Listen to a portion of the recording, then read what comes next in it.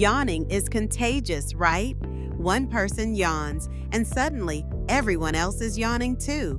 But did you know that you can't stop yawning because your brain is trying to cool down? It's true.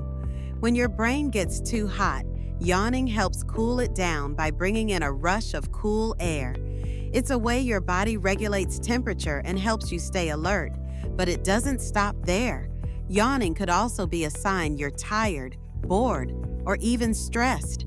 It's your body's way of telling you that something's going on.